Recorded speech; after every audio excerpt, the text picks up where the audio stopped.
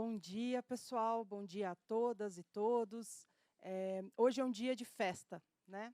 Estamos aqui para comemorar os 20 anos do Fórum de Direito de Acesso a Informações Públicas. É um período de luta, né? São 20 anos de luta, mas também eu acho que a gente tem que celebrar os bons momentos, né? A gente precisa reconhecer os avanços que este fórum, que esta luta representou ao longo dessas 2 décadas. Por isso a gente está aqui com tantos representantes dessa coalizão. O fórum hoje tem 31 organizações que lutam para que todo cidadão, toda cidadã tenha direito a informações públicas, como está escrito lá na Constituição, né? Na Constituição diz que toda pessoa tem direito a informações públicas. A questão é como, de que jeito, né? Quais são esses direitos, quem é responsável, em qual prazo, né? Tudo isso foi construído ao longo desses 20 anos, né? Principalmente depois da criação, né, da sanção da Lei de Acesso à Informação Pública, que foi o principal marco desses 20 anos, né? Ou seja, 12 anos atrás, a gente teve a questão da Lei de Acesso, e de lá para cá, a nossa luta não acabou, muito pelo contrário, né? Não basta só implementar uma lei, não basta só criar uma lei, tem que fazer ela funcionar, como dizem no Brasil, tem que fazer ela pegar, né? E a gente sabe que, nesses 12 anos, a gente teve muitos avanços, mas ainda temos muito para fazer. Por isso que a gente está aqui hoje, para falar desses avanços, ou seja, a gente precisa reconhecer o que aconteceu de bom, mas a gente também precisa projetar o futuro, a gente também precisa pensar no que precisa melhorar daqui para frente. Bom, a gente está nesse dia de festa aqui, e eu gostaria de chamar o anfitrião, nesse caso, né, que tão gentilmente nos recebeu aqui, né? A gente está aqui nesse espaço da PUC São Paulo, e, portanto, eu gostaria de chamar o Fábio Cipriano para fazer as boas-vindas. Fábio.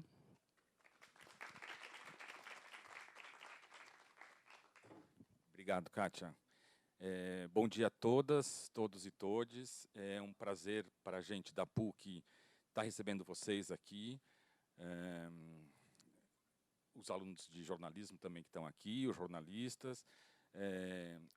Esta semana a gente relembrou os 46 anos da invasão da PUC, né, que o coronel Erasmo Dias liderou, e que, enfim, é um marco aqui da instituição. Nós estamos num lugar que antigamente era parte do próprio Tuca, e que depois do incêndio que houve, ele foi restaurado, e a formação da democracia, né, sem a... Perdão. A gente tem uma lembrancinha aqui bastante emblemática, ele vai abrir, ele vai descobrir.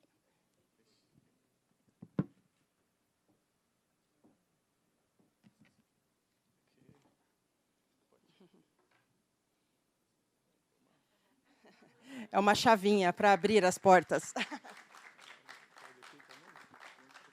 Olha lá a foto. Okay. Fernando, a palavra é sua, tá? Você quer ficar aqui, mais no cantinho, que daí a gente vai formar a mesa. O que você acha? Pode ser? Quer falar de pé? Quer falar sentado? Bom dia. Bom dia, pessoal, tudo bem? Então, pessoal, para facilitar o cumprimento dos 5 minutos que me foram concedidos, eu vou pedir licença para ler um texto. Gostaria de agradecer à PUC, em nome, né, do professor Fábio Cipriano, por acolher este evento, ao Fórum, né, de Direito de Acesso a Informações Públicas, especialmente à ABRAGE, nas pessoas, né, da Manuela Capuzzo e da Kátia Brembati, pela produção das atividades e por essa homenagem. Igualmente, eu compartilho meu muito obrigado, né, ao Fernando Rodrigues, à Marina Atoge, representantes das 31 entidades citadas pela Kátia, pelos esforços na criação e fortalecimento do Fórum, nesses anos todos. Também preciso citar aqui a atuação no Fórum de colegas como Juliana Mendes, Mariana Halbert e Luma Poletti Dutra, e as contribuições de familiares e amigos, representados hoje por João, Miguel e Mariângela Galucci Rodrigues, que aqui também acompanha esse evento. Quando eu recebi o convite para essa atividade, algumas imagens, sons e sensações passaram pela minha cabeça, incluindo a chave que eu acabei de receber aqui. Lembrei de encontros, eventos, cursos e oficinas que tivemos nos primeiros anos, em lugares como a Universidade de Brasília e outras instituições de educação superior, na OAB, no Congresso Nacional, na Presidência da República e no Ministério das Relações Exteriores. Tais atividades foram decisivas para a constituição de um conjunto de princípios e de uma agenda comum, que contribuíram decisivamente para a constituição do Fórum, para a aprovação da Lei de Acesso à Informação e para a formulação, a implementação e a avaliação de políticas públicas de promoção do acesso. De 2003 para cá, muitas pesquisas foram realizadas e ainda precisam ser desenvolvidas para revelar a arqueologia desse processo e os seus desdobramentos, incluindo, claro, nesse caso, ações e estudos comparados, como tem sido realizados em muitos programas de pós-graduação e trabalho de conclusão de curso. Muitas instituições e pessoas tiveram papéis essenciais para que o agendamento do direito de acesso a informações públicas alcançassem, numa linguagem futebolística, um outro patamar. Seria impreciso não registrar aqui o empenho da Abrage e daqueles e daquelas que participaram de suas diretorias e congressos, a quem gostaria de prestar uma homenagem nas pessoas de Marcelo Beraba, Angelina Nunes, José Roberto Toledo e Fernando Rodrigues.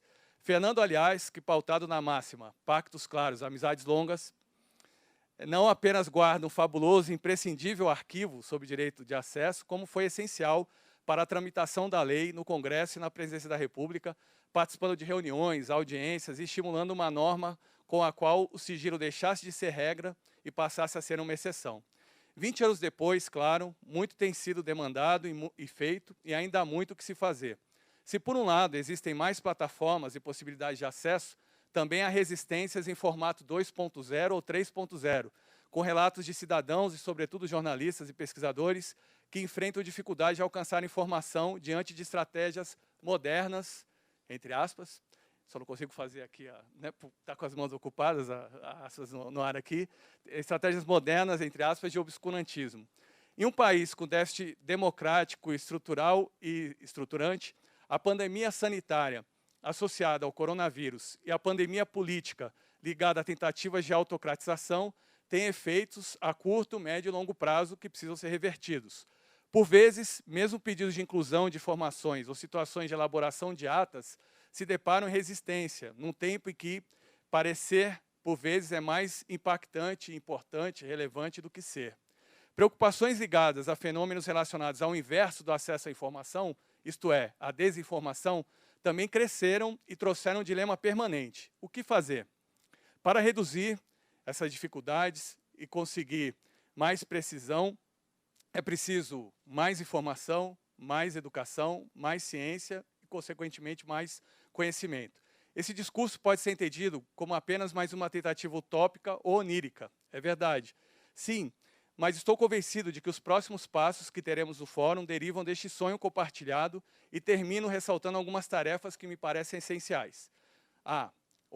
Enfim, estruturar o Fórum cada vez mais, seguindo o diálogo com o poder público, hoje é um exemplo disso, e reforçando as possibilidades de interação e participação com as instituições não governamentais, sobretudo organizações da sociedade civil e entidades empresariais. B.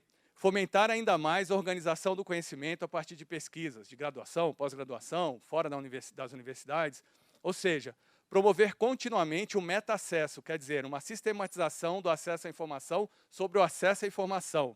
As universidades, especialmente falo aqui, de alguma maneira representando as instituições públicas, têm oferecido importantes referências e ainda podem contribuir muito mais. C. A exemplo de hoje, tenho certeza que o Fórum trará contribuições à aplicação e aperfeiçoamento das normas e das políticas públicas ligadas ao acesso à informação. E também é essencial expandir as reflexões sobre o direito de acesso à informação pública para um público ainda mais diversificado, por meio de ações de comunicação, mobilização social e literacia mediática. Para isso, é necessário envolver, por exemplo, instituições de educação básica, professoras, porque as mulheres são maioria nesses ambientes, e professores e seus estudantes. Que lindo, acho que será, e produtivo e auspicioso, um tempo no qual as crianças sejam ainda mais estimuladas para realizarem pedidos de acesso desde o ensino fundamental. Por que não? Tal prática certamente contribuirá para uma sociedade mais participativa e mais dialógica na busca de soluções para os problemas vividos por instituições que gerem efeitos na vida em sociedade. Para concluir, peço uma última licença para citar nominalmente mais uma pessoa, essa que veio comigo, e sem a qual, de verdade, por genética e cuidado, eu não poderia estar aqui. A Ilde Oliveira Paulino, minha mãe, que nos acompanha neste auditório, e entre tantas outras lições, me ensinou que é sempre necessário resistir. Também aprendi com ela que mais importante do que a frustração com o ainda imperfeito é o que carregamos, sentimos e vivemos. Vida, aliás, que sempre será consequência das informações que acessamos, do conhecimento e dos sentimentos que levamos e resultado das ações que realizamos. Longa vida ao Fórum de Direito de Acesso a Informações Públicas e muito obrigado.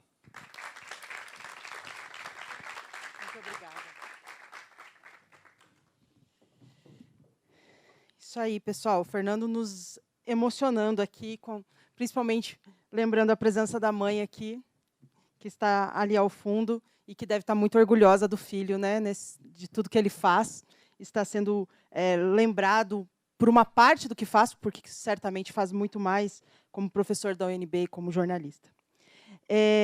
O Fernando, inclusive, me lembrou que eu não mencionei as 31 instituições que fazem parte do fórum, que é uma falha minha que eu pretendo corrigir agora, né?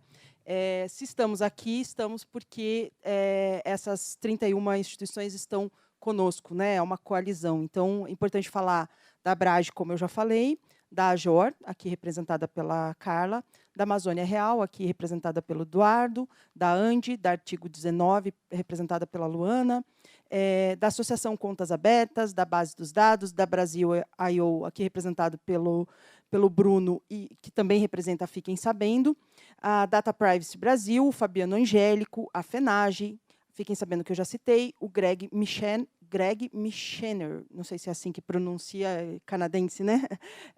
O Grupo de Pesquisa e Intervenção em Direitos Humanos, Mapinguari, da UNB, o INESC, Instituto de Estudos Socioeconômicos, o Instituto Centro de Vida, ICV, o Instituto de Governo Aberto, o Instituto de Direito Coletivo, o Instituto Fogo Cruzado, o Instituto Não Aceito Corrupção, o Instituto OPS, o ITS Rio, o Instituto de Tecnologia e Sociedade, a GEDUCA, Associação de Jornalistas de Educação, LivreJor, o Objetos, Observatório da Ética Jornalística, da UFSC, a Open Knowledge Brasil, como eu já citei aqui também com a presença da Dani aqui, a Rede Nossa São Paulo, a RENOI, Rede Nacional de Observatórios de Imprensa, SOS Imprensa, do ANB, Transparência Brasil, aqui representado pela Marina, e a Transparência Partidária. Essas são as 31 organizações atuais que compõem o fórum. Como eu mencionei no início, né, a Abrage tem uma relação muito intrínseca da morte do Tim Lopes, né, foi uma união de jornalistas surgiu, e logo depois surgiu o Fórum de Direito de Acesso à Informação Pública, ou seja, a gente está junto, inclusive nessa proximidade de nascimento. Não somos irmãos gêmeos, mas nascemos muito pertinho, e não é uma situação de acaso isso, né? A Abrage luta pelo direito ao acesso à informação pública, é uma das nossas premissas. E uma das pessoas que foi bastante marcante, até pela questão da exposição, né, porque se manifestava publicamente e cobrava a atuação de pessoas públicas nesse início, foi essa pessoa que eu vou chamar aqui para ser homenageada, que é o Fernando Rodrigues, hoje no Poder 360, mas que já foi presidente da Abrage também. Fernando, por favor.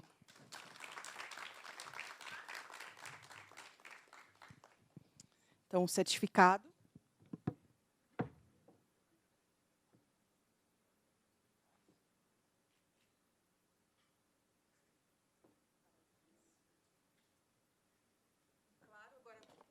Agora não é surpresa, mas ele também ganhou.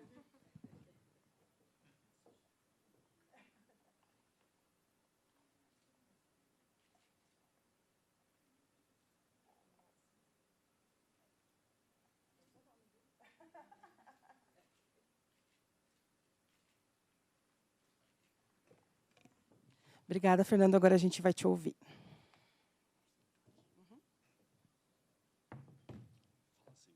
Tudo bem.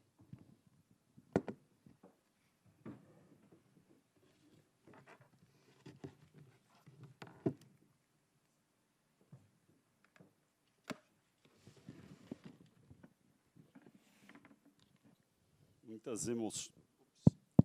muitas lembranças e emoções toda vez que eu venho na PUC. Final dos anos 70, início dos anos 80, ainda encontrei um amigo querido do movimento estudantil, do início da nossa carreira de jornalistas, o Paulo Zocchi, que está ali, da FENAGE, né? Militante antigo do bom jornalismo. Então, uma emoção grande estar aqui na PUC. Lembro de todas as plenárias da UEE, depois da UNE. É uma alegria estar aqui. Bom dia a todos.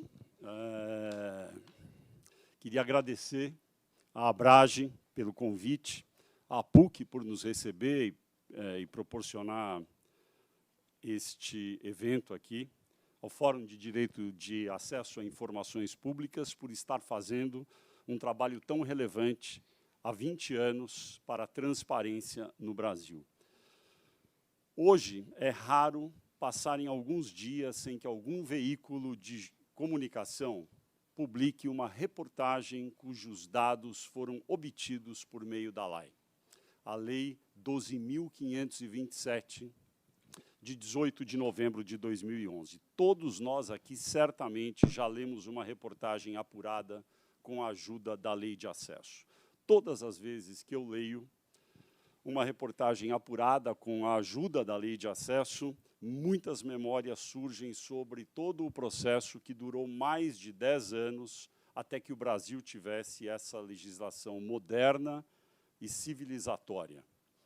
Em 30 de setembro, como já foi dito, de 2003, amanhã completam-se 20 anos, a Abrage e mais 17 entidades na época, hoje são 31, criaram o Fórum de Direito de Acesso a Informações Públicas. Era um seminário em Brasília. Antes, o trabalho a favor da lei já era feito, já estava acontecendo havia alguns anos. O Fórum organizou tudo isso e foi fundamental no processo para acelerar a campanha a favor de informações públicas. Num dia como hoje, eu considero importante fazer algumas lembranças, e eu gostaria de mencionar o nome do jornalista e professor Rosenthal Calmon Alves, diretor do Centro Knight para o Jornalismo nas Américas, na Universidade do Texas, em Austin, nos Estados Unidos. Rosenthal foi um grande defensor e precursor no Brasil da causa a favor de uma lei de acesso à informação, ainda no agora longínquo período dos 1990. Então, é um trabalho que vem de muito tempo.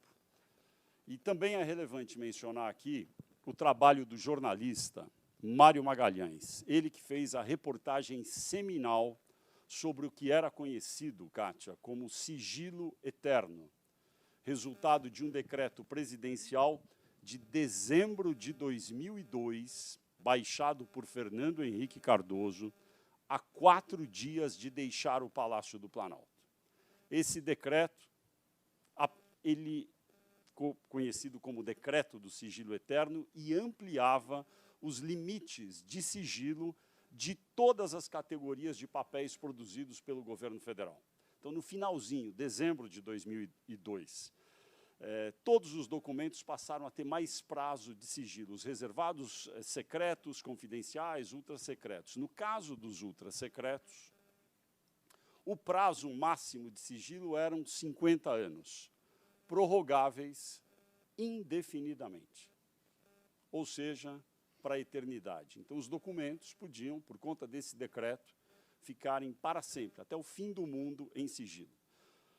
A reportagem de Mário Magalhães, do jornalista Mário Magalhães, foi muito importante, porque chamou a atenção para essa anomalia e ajudou a impulsionar a causa e a campanha a favor da lei no Brasil.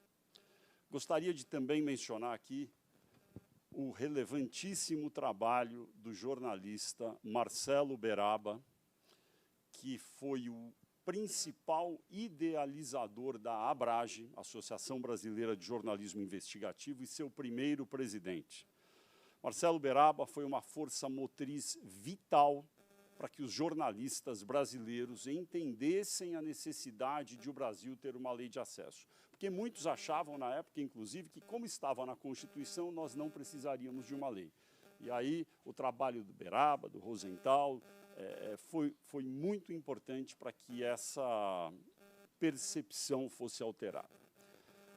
A partir do fórum, quase que por acaso e por uma circunstância geográfica, eu morava e moro em Brasília, coube a mim a incumbência, nos primórdios da Abrage, há mais de 2 décadas, ser um dos coordenadores do Fórum de Direito de Acesso a Informações Públicas, junto com o meu amigo aqui, ao meu lado esquerdo, o professor Fernando Paulino, da UNB.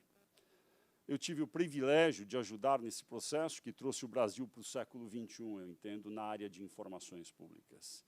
No campo da transparência, foi uma lei definidora para a entrada do país no mundo moderno da transparência. Uma legião de pessoas ajudou a fazer a campanha. Está aqui na minha frente, já vai falar, a Marina Toge, atuando na Abrage e no fórum, que trabalhou de maneira decisiva a favor da lei. Em Brasília, lá em Brasília, no Planalto Central, foram necessárias inúmeras, incontáveis reuniões com congressistas, ministros de Estado, magistrados, para que fosse pavimentado o caminho de aprovação da lei de acesso. Havia muitas resistências.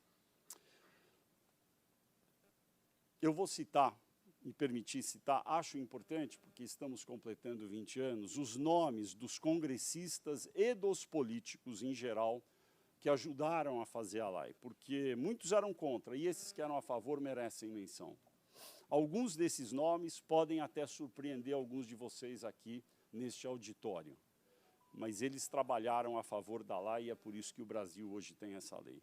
Então, num dia como hoje, eu vou destacar aqueles que eu listei, com quem eu tive que conversar e convencer e que ajudaram, e vou falar em ordem alfabética. Aloísio Nunes Ferreira, Antônio Palocci, Demóstenes Torres, Dilma Rousseff, Eduardo Braga, Fernando Gabeira, Gustavo Fruet, Humberto Costa, José Genuíno, Jorge Age, José Sarney, Mendes Ribeiro, Nelson Jobim, Pedro Taques, Reginaldo Lopes, Rodrigo Rocha Loures e Walter Pinheiro.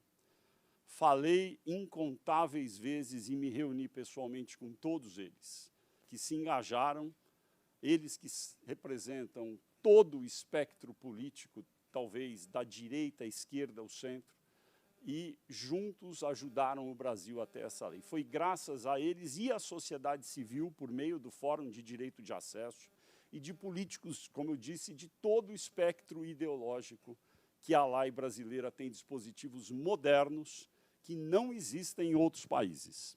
Por exemplo, eu vou citar um. Os órgãos públicos no Brasil precisam listar e divulgar a cada ano quantos documentos foram classificados, dar um código a cada um deles e dizer quando estarão disponíveis para leitura. Essa determinação permite que a memória não se perca. Afinal, vamos pensar, quem se lembraria de pedir acesso a um documento daqui a 15 ou 25 anos, um documento classificado agora para ficar em sigilo por esse tempo? Ninguém. Infelizmente, é óbvio, há um longo caminho ainda a ser percorrido. A lista anual de documentos federais classificados não tem sido feita de maneira proativa, apesar de a lei já ter mais de uma década, e a lista não é nem apresentada de maneira centralizada e organizada. Quando se trata de governos estaduais e municipais, o problema tende a ser mais dramático e maior. Apesar dessa necessidade de melhorias, é necessário reconhecer também o quanto foi possível avançar nesse tempo. O Brasil hoje tem uma lei, ele não tinha, hoje tem. O Fórum de Direito de Acesso a Informações Públicas está fazendo 20 anos. Eu espero, Kátia, que a gente não tenha que esperar mais 20 anos para que a lei seja plenamente aplicada e cumprida em todas as instâncias de governo no país. Por essa razão, o trabalho do Fórum seguirá sendo fundamental. É bom ser, como se diz, pessimista na análise, mas sempre otimista na ação. E foi esse o espírito, Paulo Zocchi, que nos levou a criar o Fórum há 20 anos. muito pessimismo sobre a situação, mas muito otimistas na forma de agir para chegar onde a gente chegou. Eu queria concluir agradecendo pelo privilégio de ter sido, de alguma forma, útil e ajudado, ainda que modestamente, nesse trabalho tão nobre que é o de aumentar a transparência no Brasil.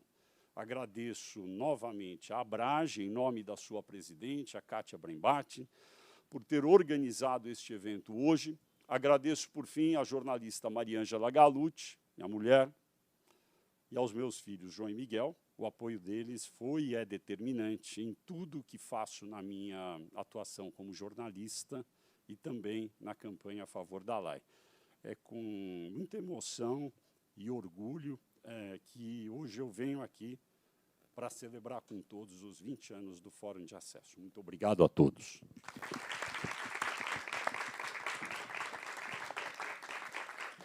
Todo mundo decidiu nos deixar motivos hoje, né? Com certeza, seus filhos estão muito orgulhosos de você, viu, Fernando? Bom, deixa eu ficar de pé aqui de novo. Temos também uma terceira pessoa para homenagear, que, como os nossos dois homenageados daqui, também fez parte desde o início e acompanhou muito de perto esses 20 anos, tanto que hoje trabalha no Fórum como integrante de uma outra entidade que representa o Fórum. E aí eu preciso também registrar a presença do Paulo Zocchi, da FENAGE, que também faz parte do Fórum. Mas eu gostaria de chamar, então, aqui ao palco, para ser homenageada, a Marina Toggi, que hoje faz parte da Transparência Brasil.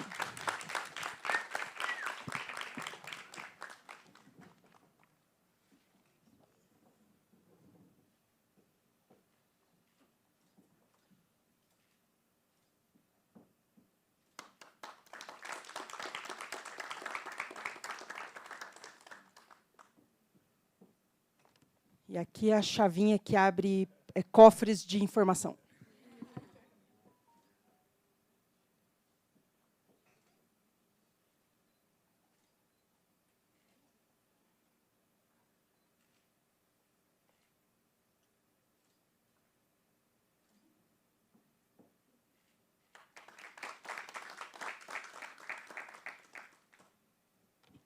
Parabéns, Marina, e a palavra está contigo. Acho que tem um microfone.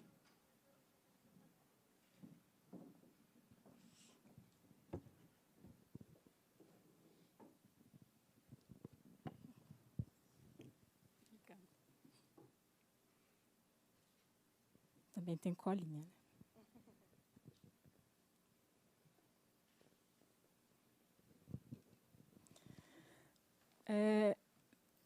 Para mim é uma grande honra e é muito emocionante estar aqui na celebração do que eu considero, na minha curta vida, um dos maiores exemplos da força que a sociedade civil tem, quando se organiza e quando atua de forma dedicada a uma das demandas da própria sociedade, não uma demanda das organizações individualmente, mas em prol de uma demanda da sociedade que vai ser útil e que vai ser importante para a coletividade, que é o direito de acesso a informações públicas. Então, é muito gratificante também ver os 20 anos do Fórum, embora me faça sentir um pouquinho velhinha.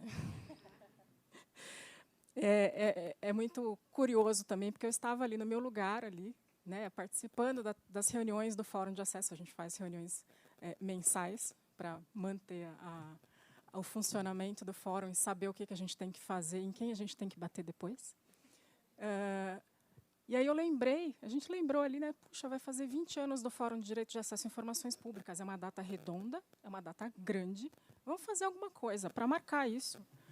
Um seminário, que seja, né, uma homenagem, alguma coisa assim. E é claro que o Fernando Rodrigues ia ter que ser convidado, é claro que o Fernando Paulino teria que ser convidado. E essa foi a minha contribuição. Eu voltei para o meu lugar e fiquei ali. Quando eu pisquei, abri o olho, a programação estava toda montada, tudo estava super organizado, já tinha local, já tinha tudo, e eu estava na programação como homenageada, com o Fernando. Gente, como assim? é um momento de estranhamento. Eu, literalmente, peguei o bonde andando e sentei na janelinha. Peguei o bonde que esses dois e tantos outros que eles já mencionaram construíram do zero, colocaram no trilho e foram construindo os trilhos à frente para a aprovação da Lei de Acesso à Informação. Quando ela estava ali meio sendo um pouco segurada pelo Senado, sendo um pouco travada pelo Senado, e o fórum ali trabalhando de forma conjunta, de forma coordenada, para que aquele projeto de lei fosse adiante. Porque era muito importante naquele momento. Eu entrei, era assim, continuar a mover na mesma intensidade, com a mesma paixão que eu via elas fazendo e que o Fernando também movimentava. Então, acho que é importante a gente lembrar também de dar esse empurrão final para a aprovação da Lei de Acesso à Informação. E também para evitar, e aí eu vou fazer o contrário, eu vou citar alguns que tentaram empatar a coisa, para evitar que algum color da vida tentasse manter o sigilo eterno, por exemplo, ou tentasse atravancar ali a tramitação desse projeto de lei. Uma vez que a vitória, a grande vitória, o grande objetivo do Fórum de Direito de Acesso a Informações Públicas foi alcançado em 2011, com a aprovação da Lei de Acesso à Informação, tem aquele sentimento de alívio, sentimento de conquista, de vitória, e a gente para celebrar por 2 segundos o trabalho. Continuamos carregando esse olhar pessimista com o trabalho, como a Kátia mencionou no começo. Não basta ter o texto. A instrução desse texto, dedicado a convencer as pessoas de que ele era importante, de que ele traria benefícios para a sociedade, deixar isso morrer na praia, não era uma opção. Então, o trabalho do Fórum foi continuando nesse sentido. Mesmo a gente perdeu alguma mobilização no meio do caminho, de algumas organizações que compunham o Fórum inicialmente, mas o Fórum continuou como esse monitor, como essa forma de verificar se a lei de acesso estava funcionando e de continuar empurrando ela para frente, para ela continuar funcionando. E aí, hoje, chegar aqui e ver que, depois de uma reformulação, depois de a gente reagitar o Fórum de Acesso à Informação, ali a partir de 2019, 2020, ele abraçou, as organizações que fazem parte dele hoje, abraçaram essa missão de serem uma força motriz para não deixar a lei de acesso recuar, a implementação da lei de acesso recuar, e cobrar e continuar ali insistindo para que ela avance. Mesmo que por 4 anos nós tivemos que voltar no primeiro passo de falar a transparência é importante, não pode colocar sigilo em tudo, oi, tudo bem, tem a lei de acesso à informação, como se fosse há 10 anos atrás. Mas hoje, acho que é isso, a ideia é voltar a pedir por avanços, a pedir pelo aprofundamento da implementação da lei de acesso à informação.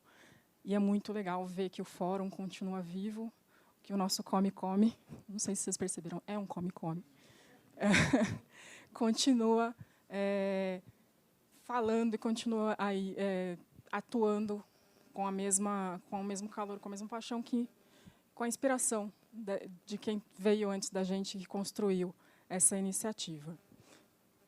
E aí eu também quero, ao Fernando Rodrigues e ao Fernando Paulino, pela honra de estar aqui com vocês e pela confiança que vocês depositaram em mim, mesmo eu chegando ali no bonde andando. A Abrage, por ter feito esse evento, a PUC, por nos recepcionar, e a Manuela Caputo, que colocou todo esse evento de pé, embora tenha sido essa cilada de me botar como homenageada, mas agradeço muito.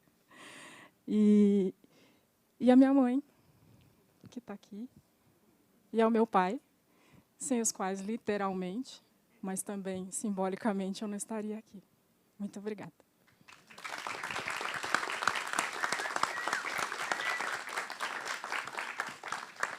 Dia de emoções, não é mesmo? Aos homenageados e à homenageada para uma foto, que daí a gente vai desfazer a mesa e começar a mesa de debates.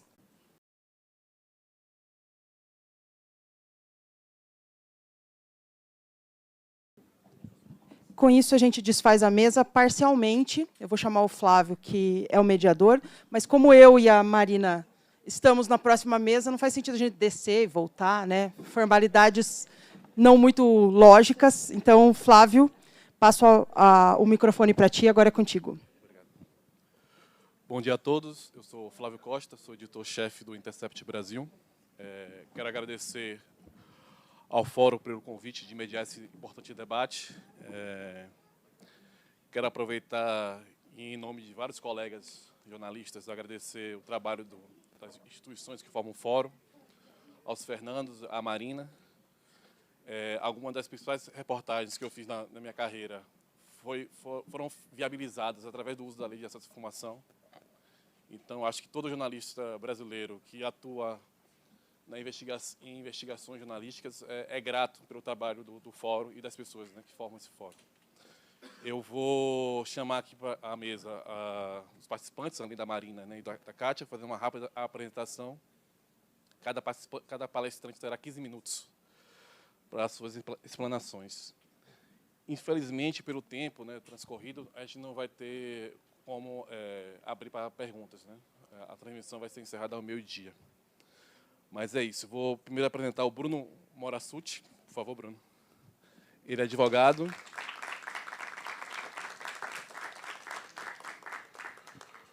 O Bruno é advogado, mestre em Direito, especialista em Direito Público e Processo Civil pela PUC do Rio Grande do Sul. É coordenador da Fique Sabendo. Vou chamar também a Cibele Brasil. Por favor, Cibele. Kátia Brembati, minha colega, presidente da Abrage, jornalista com 23 anos de experiência, editora do Estadão Verifica e professora de jornalismo na Universidade Positivo.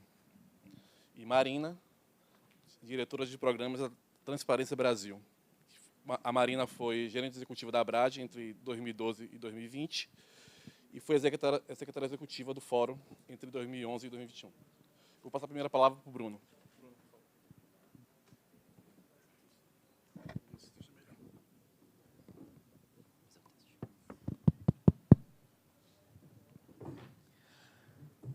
Bom, pessoal, obrigado por estar aqui nos ouvindo hoje. É um prazer poder conversar com vocês sobre um assunto que eu trabalho diariamente com e é um prazer também estar na presença de todos vocês aqui hoje, né, na companhia de vocês. O Fórum de Acesso à Informação, ele foi criado, dentre vários motivos, para combater o sigilo, né? E principalmente o sigilo eterno. A lei, ela cria prazos específicos para a gente poder ter uma informação restrita. O sigilo é exceção, a transparência tem que ser regra, mas, infelizmente, a gente segue até hoje com um fantasma de um sigilo eterno.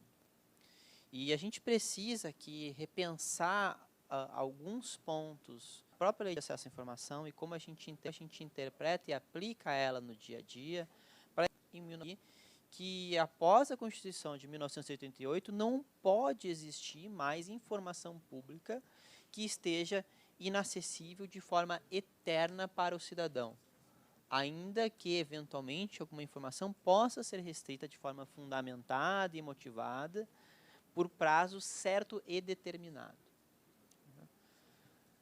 Bom, gente, qual é o primeiro assunto que é interessante trazer aqui? O primeiro assunto são os serviços públicos digitais. Cada vez mais pessoas, para ser mais eficiente, e isso é incrível.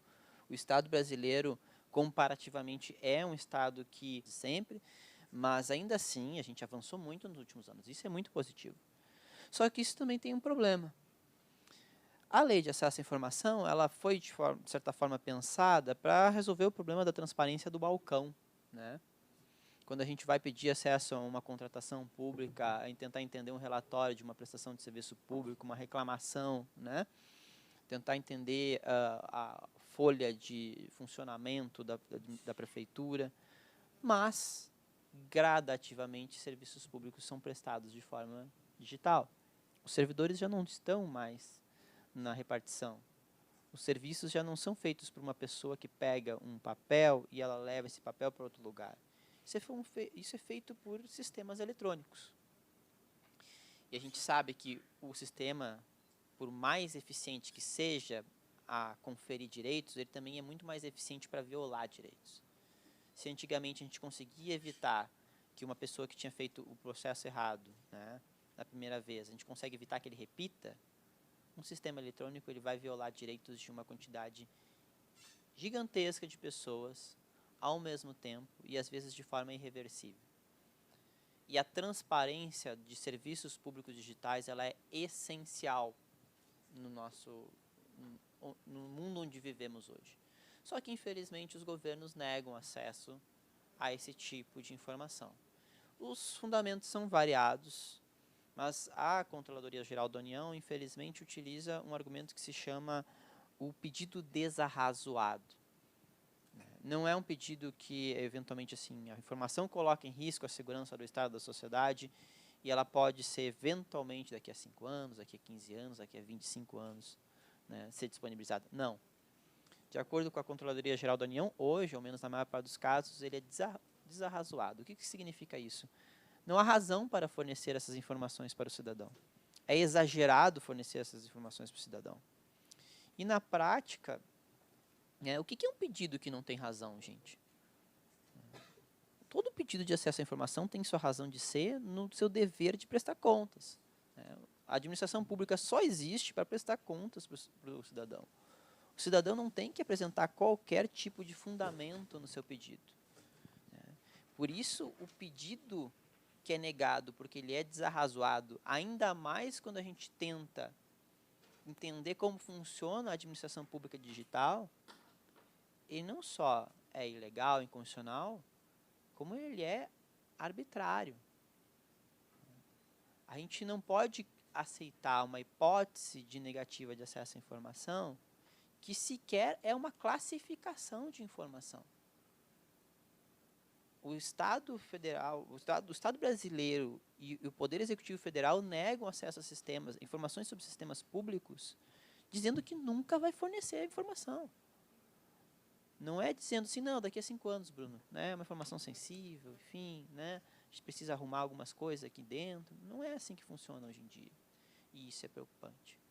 E isso é uma coisa que a gente tem que sair daqui pensando em como refletir para que o Estado brasileiro, nos próximos anos, seja um Estado brasileiro digital, sim, porque a gente precisa disso, é importante, mas que também seja um Estado transparente. Então, esse é o primeiro ponto que eu acho que é importante a gente pensar a respeito.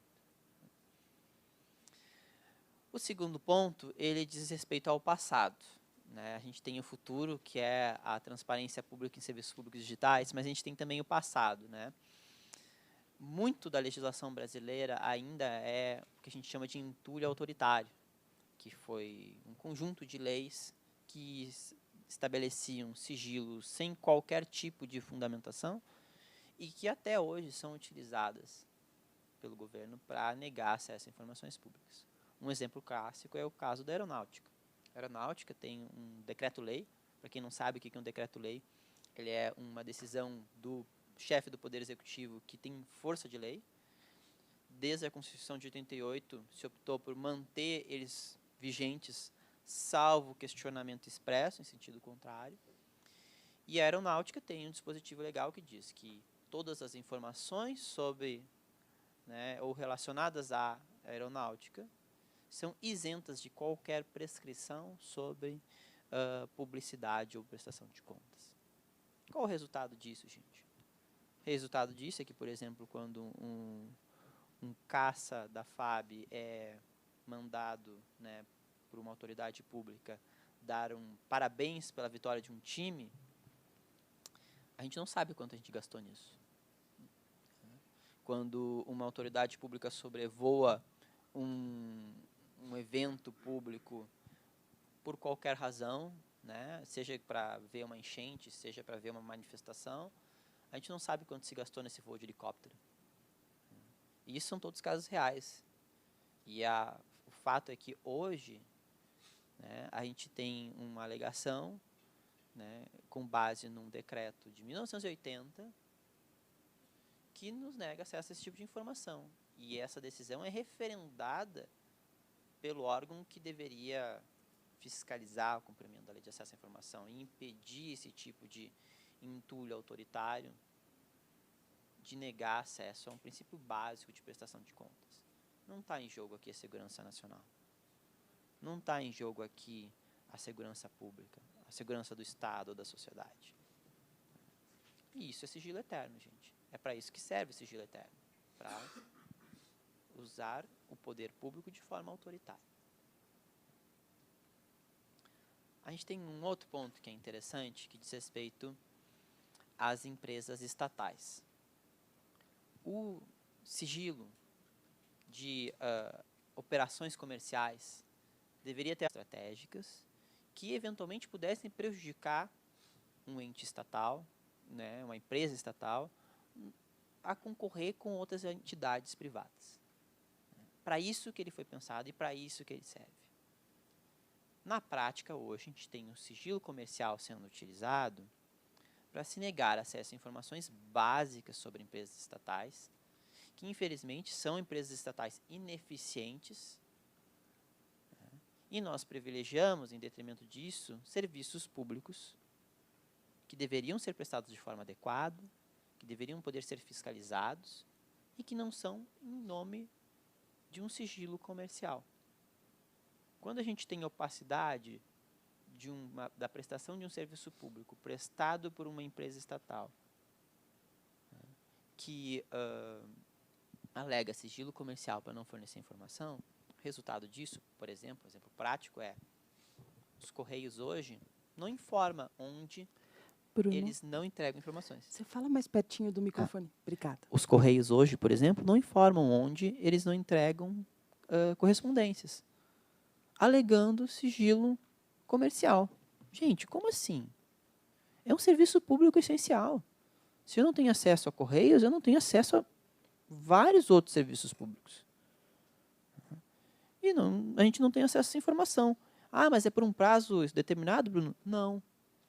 É por sigilo eterno mesmo. A gente nunca vai ter acesso a essa informação. Os Correios não vão nos liberar. A gente teve agora, recentemente, nas eleições passadas, a Caixa Econômica Federal sendo utilizada claramente, e aqui não sou eu que estou dizendo, é o Tribunal de Contas da União, é a própria Controladoria Geral da União, é o próprio Ministério Público Federal, falando que ela foi utilizada como abuso de poder político e econômico para beneficiar um candidato. Os documentos que basearam essas operações, todas, só se sabem o acesso a eles porque eles foram vazados. Porque a Caixa Econômica Federal nega acesso a essa informação alegando sigilo comercial.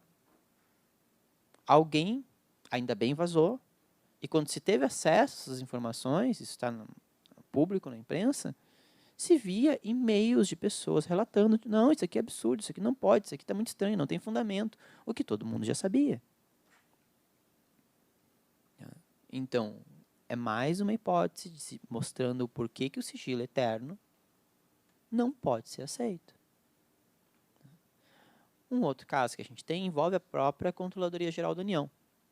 A Lei de Acesso à Informação, ela diz que lá no artigo 7º, a linha 7, inciso B, se eu não me engano, a linha B, que nós temos direito de acessar informações sobre auditorias, inspeções, fiscalizações. Isso é essencial, porque o exercício do poder de controle e fiscalização tem que ser transparente, porque é o Estado usando o poder dele para dizer o que é certo e o que é errado. É por isso que existe essa parte da Lei de Acesso à Informação. Só que a Controladoria Geral da União diz que as informações sobre as auditorias que ela realiza e os documentos que ela utilizou para fundamentar essas auditorias não são públicos. E não são restritos por prazo certo e determinado. Não, nunca serão públicos. E isso se torna pior quando a gente pensa que, às vezes, a gente tem denúncias feitas por cidadãos que geram auditorias públicas e esses cidadãos jamais têm direito de acesso aos documentos que são gerados, a auditoria que foi gerada, o resultado dessas fiscalizações, porque é negado acesso a esse tipo de informação. Mesmo por lei, ele sendo parte interessada. Então, mais um sigilo eterno que a gente segue tendo que combater, segue tendo que tentar revisar. E o último caso, eu acho que sim, aqui, cerejinha do bolo, a ABIN, né, que é a Agência Brasileira de Inteligência, que foi a Lei de Acesso à Informação, possui quase que um capítulo inteiro pensado nela, né, em que se diz no artigo 25 da Lei de Acesso à Informação, a gente tem dispositivos que são específicos, que dizem atividades de inteligência devem ser classificadas por prazo certo e determinado. A Lei de Acesso à Informação, dentre vários motivos, existe pensando nisso, em razão da nossa experiência anterior à Lei de Acesso, anterior à Constituição. Hoje, a ABIN, ela nega acesso a esse tipo de informação, mesmo tendo passado o prazo de sigilo, dizendo que não, a nossa lei do Sistema Brasileiro de Inteligência diz lá que as atividades de inteligência elas têm que ser sigilosas. Então, não se aplica a lei de acesso. Isso não faz sentido nenhum, gente. Não faz sentido nenhum e a gente aceita isso. As autoridades que deveriam negar esse tipo de questão aceitam esse tipo de questão. Como é que a gente fica? Quem é que fiscaliza essas pessoas? Ninguém. Na prática ninguém. Porque eu, Bruno, não considero que o Estado brasileiro possui condições de se organizar sozinho, de se controlar sozinho. A gente viu o que acontece nos últimos 4 anos, quando a gente tem instituições que não funcionam. A sociedade brasileira precisa poder contribuir, precisa poder participar ativamente da administração pública. Nada é dado, nada é permanente. A gente tem que estar o tempo todo reiterando e participando para que as coisas funcionem. Por isso que sigilo eterno não é admissível. Toda vez que um agente público diz que isso jamais poderá ser acessível ao público, né, a gente acaba com o próprio princípio de Estado republicano. Então, essas eram as minhas contribuições. Eu acho que a gente tem que se preocupar com o fantasma do sigilo eterno, porque ele segue aqui com a gente, né? Mas eu acredito que a gente tem condições, sim, de reverter essa situação. Muito obrigado.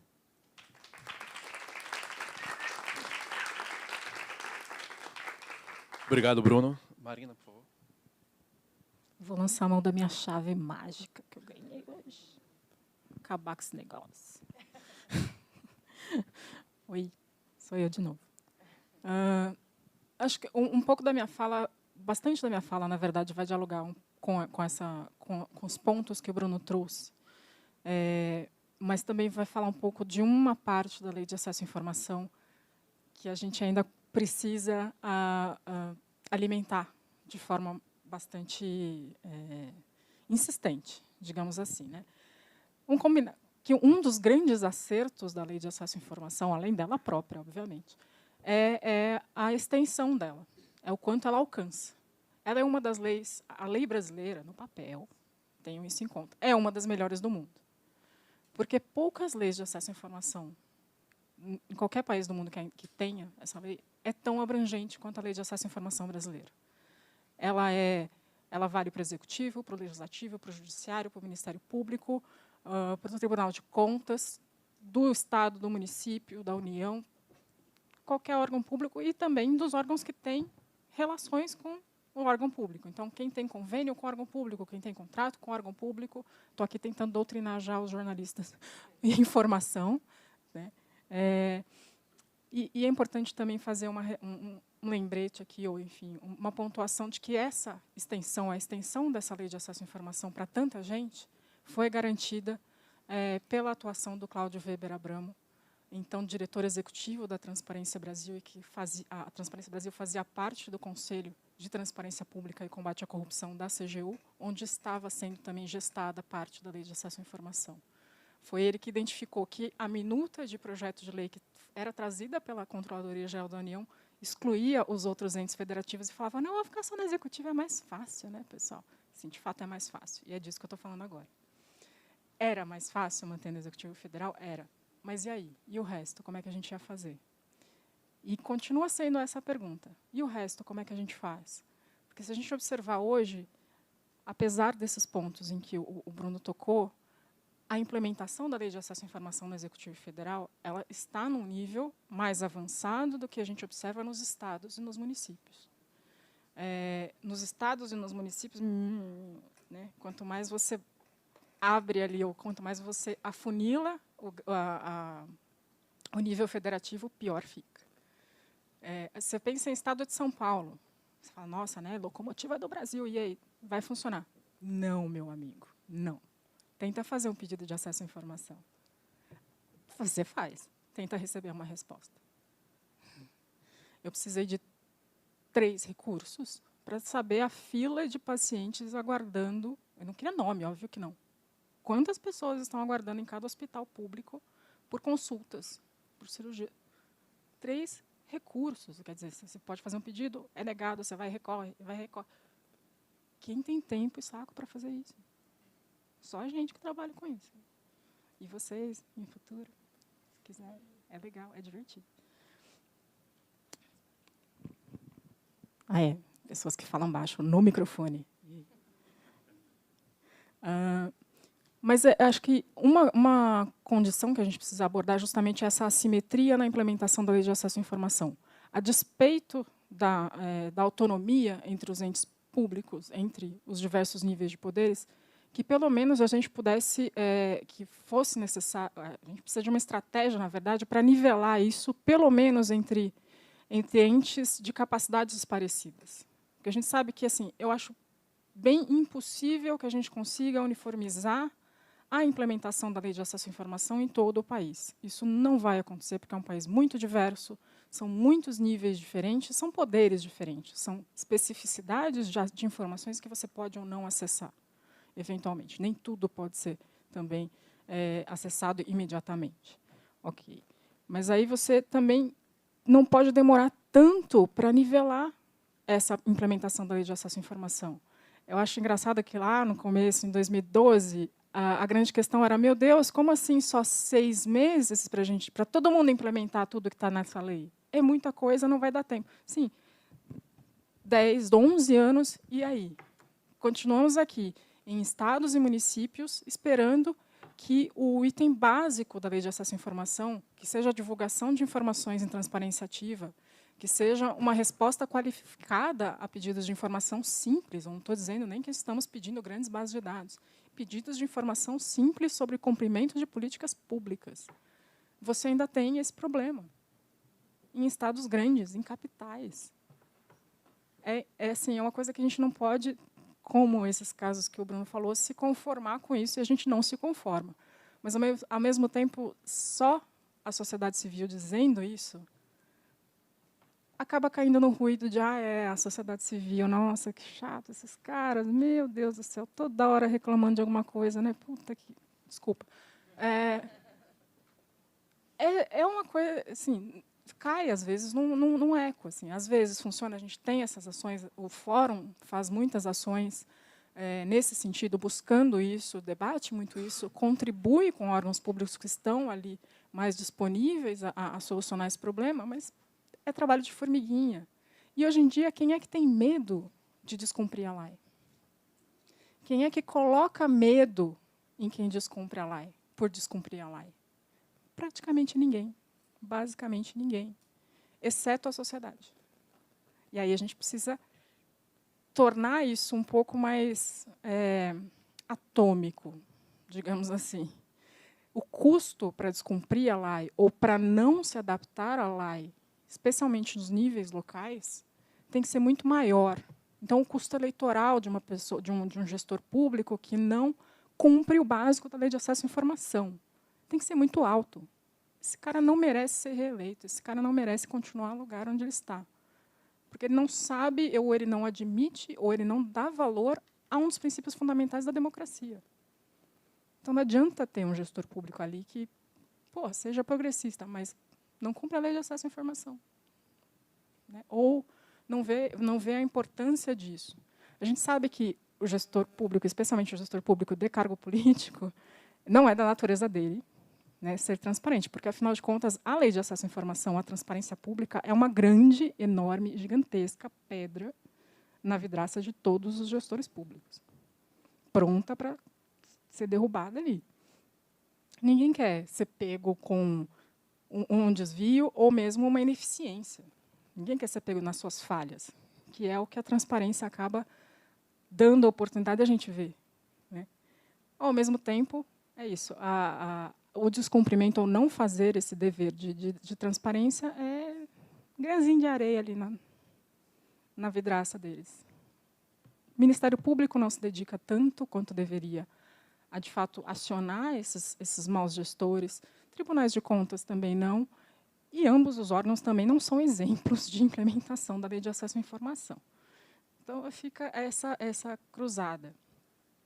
Então, eu acho que acaba sendo muito uma coisa de transformar o peso e o custo de descumprir a Lei de Acesso à Informação, de não implementá-la de forma consistente, transformar isso numa bazuca.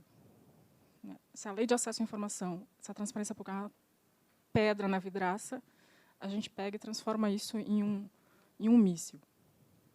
Não cumprir a transparência pública é um custo muito alto, é um custo político muito alto, é um custo muito caro para se bancar. E aí eu acho que isso para a alta administração pública, porque a gente tem servidores públicos comprometidos, só que eles vão bater no chefe, como todos nós, muitas vezes, somos limitados por isso, né? Então, e uma solução, talvez, inocente, né, é a própria divulgação da Lei de Acesso à Informação, que é uma coisa que está na própria lei há 11 anos, e ela não é cumprida satisfatoriamente. Em parte porque é isso. O gestor público tem interesse de falar, oi, tem um negócio aqui que, se você usar, você pode ver o que eu não estou fazendo, hein? Olha que legal, não vai. Mas o jornalismo, nisso, tem um papel fundamental. Porque é através dele, muitas vezes, que as pessoas sabem que tem uma Lei de Acesso à Informação. A cada reportagem que a gente não passa um dia sem ver, que é publicada com fundamento, com base na Lei de Acesso à Informação, a partir da Lei de Acesso à Informação, e que é mencionada, né, você faz essa citação, olha, esses dados foram obtidos via Lei de Acesso à Informação, foram conseguidos via Lei de Acesso à Informação, no mínimo você diz, olha, existe uma Lei de Acesso à Informação. Né, maiores explicações, obviamente, não vão caber numa reportagem. Mas essa é uma recomendação que o Fernando sempre faz para as pessoas e eu acabo repetindo muitas vezes. O mesmo vale para o portal de transparência. Os dados foram obtidos no portal de transparência, os dados estão no portal de transparência. Que meio que estimula as pessoas ou diz para as pessoas, olha como é importante ter essas ferramentas funcionando. E não ter essas ferramentas funcionando nos impede de revelar maus feitos, de revelar coisas que não estão funcionando. Então, esse um papel fundamental. E talvez a gente precise, sei lá, de uma campanha. A lá é pop. Em vez do agro é pop, a lá é pop, bicho. A lá é a porta de entrada para direitos mais pesados, entendeu? A lá é a porta de entrada para direitos como a saúde, a educação. Você consegue fortalecer o seu direito de acessar aos outros direitos, de cobrar melhores direitos, ou de saber se os seus direitos estão sendo, de fato, garantidos e estão sendo cumpridos, se os deveres para garantir os seus direitos estão sendo cumpridos.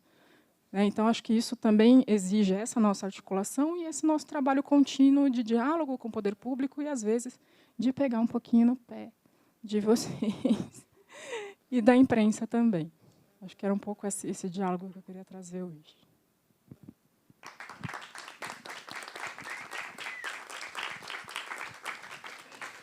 Muito obrigado, Marina. Kátia, por favor. Obrigada, Flávio. Como eu já falei bastante nos outros momentos, eu vou poupar vocês de me ouvir por muito tempo. Eu só queria mencionar, e vou deixar mais tempo para a Cibele, porque, como foi mencionado, a gente precisa encerrar meio-dia. Então, vou tentar ser bem breve aqui e explicar que eu uso vários chapéus, digamos assim, né? Principalmente quando o assunto é LAI. Tem um chapéu da presidência da Abrage, né, que também preside o fórum. Então, eu fico incomodando a CGU em várias reuniões e cobrando coisas, né, tanto do ministro, quanto da Vânia, quanto da Ana Túlia, nas reuniões de conselho, nos GTs. Eu sou a pessoa que depois que tem uma apresentação, fala, tá, e o que a gente vai fazer para mudar isso? Né?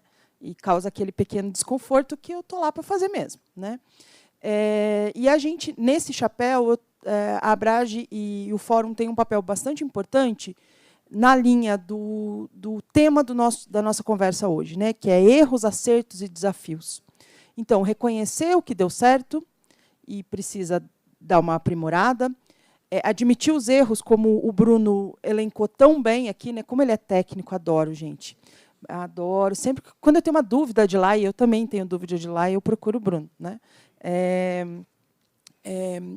E fazer exatamente esse processo que a Marina apontou, dessa contextualização, de onde a gente está, para onde a gente pode ir, como é que a gente pressiona do jeito correto, olhando para os problemas com a dimensão que eles têm. Porque, realmente, na esfera dos municípios, é que o gargalo está, né? Eu lembro de uma entrevista que eu fiz com o Gregory, que ele estava falando que, nos Estados Unidos, a legislação de lei de acesso ela é muito mais respeitada e muito mais usada na esfera municipal do que na esfera federal, ou seja, o inverso do Brasil, né? Por quê? Porque é nos municípios que as pessoas estão, é lá onde elas demandam os serviços públicos mais urgentes. Então, as pessoas, em alguns países, em alguns lugares, usam a lei de acesso para pegar uma carta do metrô provando que teve um problema no metrô e, por isso, a pessoa chegou atrasada. E, tipo, faz parte do dia a dia, da realidade. Quando a Marina menciona essa utopia de que daqui X anos a gente não vai ter uma implementação completa, também não sou tão otimista ou cega a ponto de achar que tudo vai ser uma maravilha, mas assim, o que eu projeto de desafio e de futuro, e como eu imagino a LAI daqui para frente, é uma LAI que seja de conhecimento das pessoas, realmente, que elas usem, não só os jornalistas, né, não só os advogados, não só os ativistas de várias áreas, mas que a pessoa saiba que ela tem direito de perguntar na sua cidade por que não tem asfalto na sua rua. Né? Qual foi a justificativa, qual o parecer técnico que me coloca numa situação de não ter asfaltamento na minha rua? É uma pergunta que pode ser feita via LAI. Né?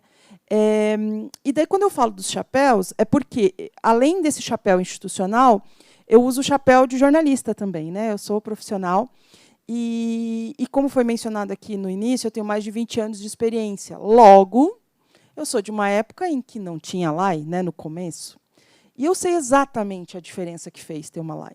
Aliás, eu tenho uma memória, tipo a do 11 de setembro, assim, que todo mundo sabe onde está, eu lembro exatamente do dia da aprovação da LAI. Né, do funcionamento da LAI, e quando deu os 6 meses. Eu lembro do Rubens Valente fazendo um pedido no Ministério da Defesa, eu acho que ele foi o primeiro jornalista do Brasil a fazer pedidos. Eu fiz um pedido de LAI no primeiro dia de LAI. Né, então, eu lembro muito, essa memória é muito clara. E, portanto, como jornalista, eu uso a lei de acesso para fazer reportagens. Fiz uma reportagem para o Estadão, só para mencionar... citar o que a Marina falou, quando a gente fala, em São Paulo deve funcionar. Eu fiz uma reportagem para o Estadão, em que eu e mais um grupo de alunos, eu faço parte da Universidade Positiva, sou professora lá, a gente fez pedido para todas as prefeituras de São Paulo. E muitas nunca tinham recebido um pedido de lei de acesso. E 2/3 não responderam o nosso pedido, no maior estado do Brasil. Eu coordenei um material para o Info Amazônia e para o projeto Amazonas Mentira Tem Preço, em que a gente fez pedido no Amazonas. A gente sabe as dificuldades técnicas de algumas cidades no Amazonas que ficam a 3 horas de barco de qualquer lugar com uma concentração maior de população, né, lugares pequenos. E lá, então, o problema de lei de acesso era muito maior. Mas em São Paulo, né, 2/3 não responder, é muito, né? Vamos combinar? Então, esse gargalo existe. Né? E, como jornalista, eu ainda tenho o chapéu de fazer reportagens sobre a LAI. Porque, sim, a LAI é pauta. Inclusive, quando o pedido não é respondido, ou quando demora, ou quando alguma regra não é cumprida, é motivo de matéria. Né? Eu dou um treinamento de LAI e eu explico isso. Quando o seu pedido não for respondido, faça a pauta. Quando demorar mais do que 20 mais 10 dias, faça a pauta. Né? Eu fiz a matéria também para o Estadão dos 10 anos da LAI. Então, assim, a gente precisa falar para as pessoas que a LAI existe, e eu acredito muito nisso. Né? E já encerrando, né, recentemente, esse ano, eu tive a oportunidade também de fazer uma reportagem para o Estadão, em parceria com a Fiquem Sabendo, que está aqui, do cartão corporativo do Bolsonaro, né, que foi um pedido que a Fiquem Sabendo fez via LAI para conseguir os acessos aos dados de gastos do governo anterior, né. Então, a gente pode usar a LAI como pauta em si, para informar o cidadão, e a gente pode usar, sim, como base para reportagens. E como o Fernando Rodrigues citou, e o Flávio também mencionou, toda vez que eu vejo uma reportagem feita a partir da LAI, me dá um quentinho no coração, assim, sabe? Me dá uma sensação de que a gente está fazendo algo.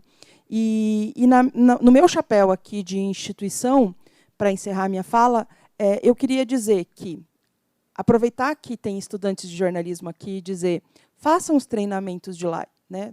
Os meus alunos não têm escolha, eles são obrigados, chegam na sala de aula, está lá, eu falando de lá, eles não têm escolha. Mas vocês que estão aqui e têm escolha, por favor, façam os treinamentos e façam pedidos de LAI. Uma coisa que eu falo para estudante de jornalismo a LAI, inclusive, te nivela com um profissional tipo o Rubens Valente.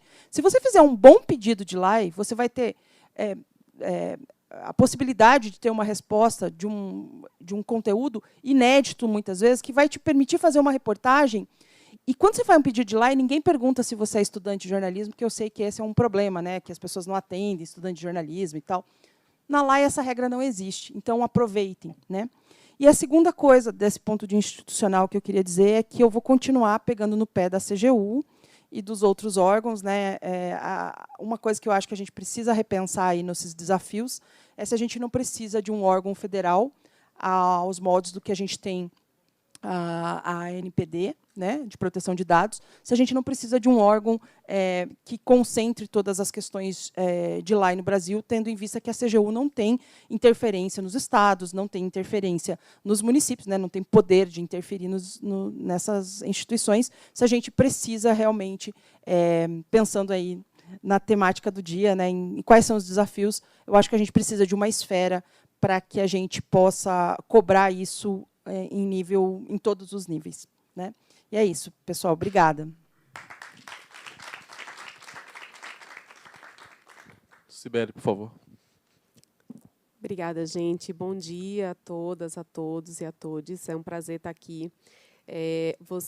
Eu estou na CGU e no serviço público desde 2008. Eu tenho 15 anos de serviço público, sempre na CGU, sempre trabalhando com transparência e acesso à informação. Estou hoje como diretora de monitoramento, supervisão, um nome enorme aí, né? Mas o que a gente faz lá é tentar verificar se os órgãos do Poder Executivo Federal, que é o escopo de competência que a CGU tem, né? Se eles estão cumprindo apropriadamente a lei de acesso, e também nosso papel lá está orientando, capacitando, treinando. Eu fiz uma apresentação, mas em respeito ao tempinho, né, que está um pouquinho apertado, eu vou abrir mão aqui da apresentação, né, vou tentar trazer alguns pontos aqui para vocês. Mas, primeiro, né, eu queria agradecer a ordem, como eles colocaram, porque vocês observam que todos bateram na CGU até chegar a minha vez de falar. Mas eu já estava esperando. Afinal de contas, a gente tem uma parceria de longa jornada aí com o pessoal, né? Mas, antes de tudo, eu queria dizer para vocês que eu também estou aqui feliz de estar participando de tudo isso, feliz de estar ouvindo tudo isso que eles estão colocando, como cidadã, como entusiasta da Lei de Acesso à Informação. A Lei de Acesso à Informação sempre me fez brilhar os olhos, perceber e ver estudantes de jornalismo aqui presentes, começando a conhecer, né, a importância dessa lei para que vocês possam avaliar, verificar, cobrar a atuação do poder público, isso é fundamental. E aí, eu agora do lado de cá, como poder público, a gente apanha por causa disso. É lógico. Mas eu também queria dizer para vocês que tem muitos pontos a melhorar, mas eu acho que devemos também aproveitar esse espaço e essa oportunidade para comemorar os avanços, porque há 12 anos atrás, ou há 20 anos atrás, quando o Fórum foi criado, a gente tinha uma previsão constitucional do direito de acesso à informação sem qualquer possibilidade de exercício desse direito, né? Então, com todo esse empenho da sociedade civil, que sim, sem ela, sem a sociedade, sem vocês, sem a gente, eu também como cidadã, né? Sem a sociedade civil, a gente não consegue mobilizar e aprovar leis que sejam de pautas genuinamente cidadãs, focadas no interesse público e na cidadania. É muito importante. E implementar uma lei de acesso à informação, uma lei que deve permitir, como o pessoal colocou aqui, que obriga todos os órgãos, de todos os poderes, de todas as esferas, a prestarem informações públicas aos cidadãos, sem exigir qualquer tipo de motivação. O cidadão, vocês podem fazer qualquer pedido sem que vocês precisem dizer para que danado vocês querem aquela informação e o que é que vocês vão fazer com ela. Pouco nos importa, né? É nosso dever, enquanto poder público, fornecer essa informação. Mas isso não é um processo trivial. Eu costumo dizer, eu estava na implementação da lei há 12 anos atrás, participando do processo difícil, muito árduo, de preparar o Poder Executivo Federal para, em 6 meses, começar a cumprir a lei. No Poder Executivo Federal, a gente está falando aqui de mais de 300 órgãos, né? Esses 300 órgãos, existe uma cultura regada da administração pública, a cultura de sigilo, que precisava ser rompida, né? Existia falta de ferramenta, solução de software, conhecimento, treinamento, capacitação, engajamento dos servidores para compreenderem esse novo caminho aí, né? Agora eu tenho que dar informação pública e, né, sem falar, mas remetendo como a Marina falou aqui, e PQP, né? Eu tenho que dar mesmo, né? Mas o pessoal não estava preparado para isso. E a CGU estava ali, participando desse processo ativamente, tentando fazer essa lei acontecer. Fornecendo ferramenta, sistema, treinamento. Nos 6 meses antes da implementação da lei, a gente desenvolveu um sistema, o ESIC, um sistema que ia permitir, e isso é inédito, gente, em todo o mundo. Não há nenhum lugar do mundo em que haja um sistema único para todos os órgãos do Poder Executivo Federal. No caso, a gente também oferece para outras áreas, mas a nossa competência é o Poder Executivo Federal, pedirem através de um mesmo sistema. O fato da gente usar um sistema único desde o início e da gente abrir dados desse sistema permite, e criar painéis, estatísticas, permitir o monitoramento da implementação da lei.